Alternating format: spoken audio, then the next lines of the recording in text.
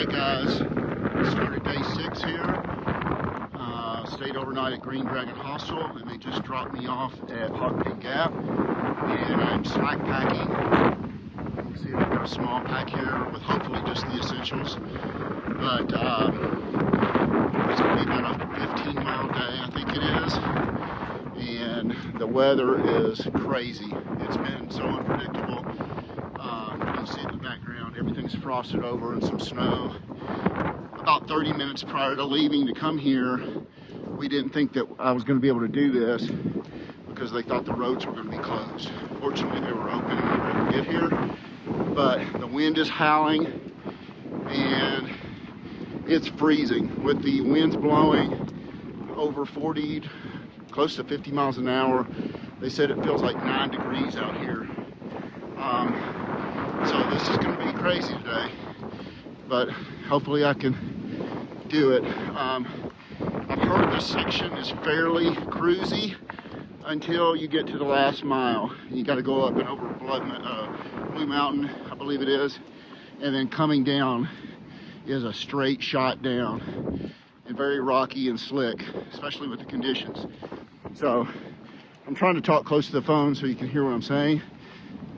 I don't know that I'll be videoing much today. If I do, I probably won't be talking much. So probably no rambles. I'll probably just video the trail. So anyway, I'll see you a little bit down the trail. Hope everybody has a great day.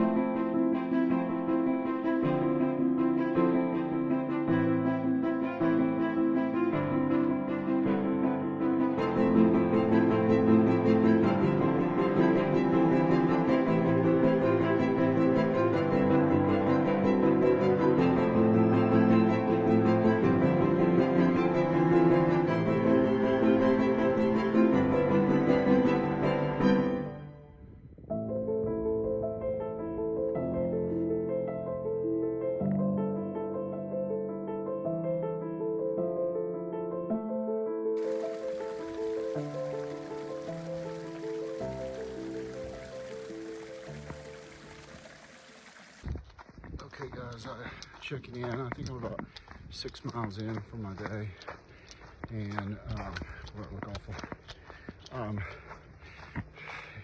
I wasn't even going to do much talking at all on the video today. I'm sorry, because the winds have been so harsh and it's so bitterly cold out here. I'm on the side of the mountain where it's fairly quiet right now, so I thought I would maybe just try to do this one real quick bit. But I have snow skied in a lot of different places here in the U.S. over the years, and a few miles back on the top of one of those mountains, I don't know if I've ever experienced anything like that. And you can probably see there's snow on the ground. You know, everything's frozen. It's just a light dusting, and it's a crunchy frost kind of feeling on the trail. So it's not like, you know, inches of snow or deep snow. But that wind at the degree of swiftness and harshness in this bitter cold, holy smokes, it was a little bit terrifying. There was a younger girl that was at the hostel last night where I was, and we were dropped off at the same place. I'm slack packing today and trying to do about 15 miles. She's not going back to the hostel, so I think she's gonna do a shorter day and probably stay on trail somewhere. So she had her full pack. When we got out of the car, I threw my slack pack on. She was kind of getting her gear ready, and I said goodbye to her, and I went on. And so far, I've not seen another soul out here.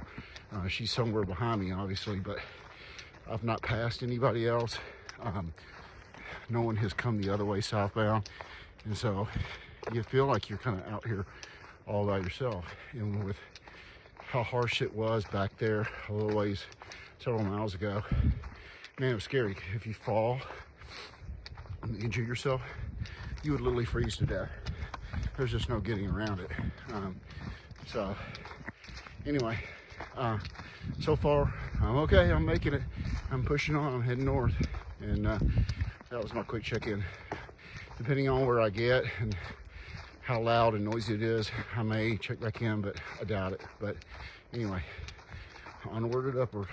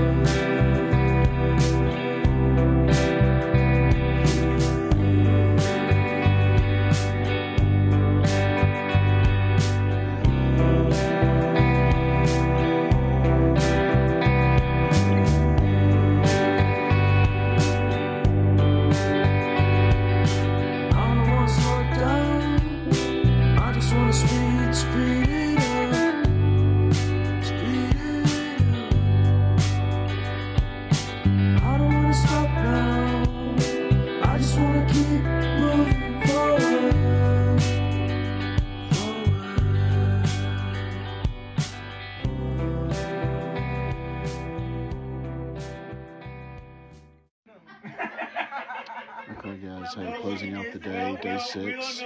Went from Hogpen Gap to Unalakleet Gap. I slack packed it today, and it was a total of about 14.5 miles. So I'm back here at Green Dragon Hostel for my last night.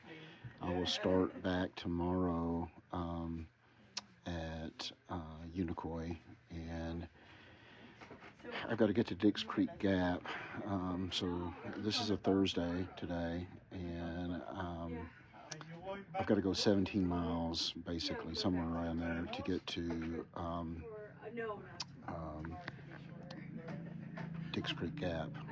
Normally I would do that in 2 days, but some advice I've got about staying in the hostels, because I have not taken a zero today. I haven't been, other than today, I haven't really been putting up big miles or whatever, because I've been trying to do it slow, but is if you can get into a hostel earlier during the day, you can benefit the rest of that day as opposed to getting in there later. So what my plan is right now, and it's liable to change, but I did go ahead and make a reservations for Stanimals around the bend for Sunday to get in there early that morning.